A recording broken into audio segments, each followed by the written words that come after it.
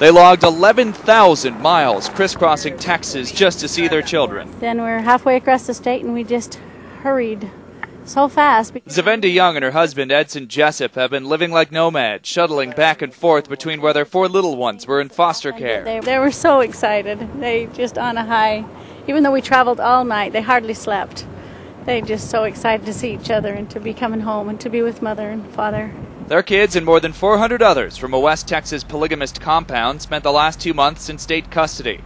Child welfare officials had argued kids on the Yearning for Zion Ranch in ELDORADO, Texas, were in immediate danger from what investigators believed was sexual abuse of teenage girls. The youngsters were released after a state Supreme Court ruling that the seizure was not justified, that the investigations on a half-dozen cases didn't warrant a wholesale removal.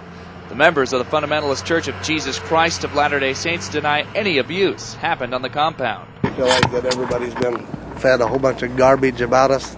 But I think most people, as they learn to know us, they see we're a little bit different than what they supposed.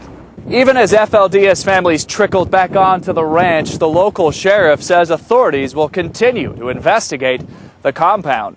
There is an ongoing investigation for the fact that underage girls that have turned up either pregnant or have had children have been located on the property, which has prompted this ongoing investigation. Sheriff David Doran says the state did the right thing and wanted to answer the charge that Texas violated civil rights. And there was never a show of force as perpetrated or portrayed by the propaganda campaign. His department participated in the April raid of the compound. It belongs to the Breakaway Group from the Mormon Church, which abandoned polygamy more than a century ago. We are what we are.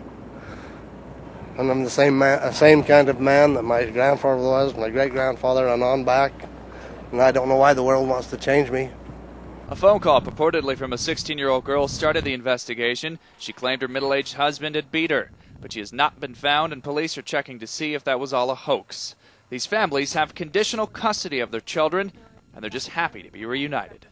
John Moan, The Associated Press, El Dorado, Texas.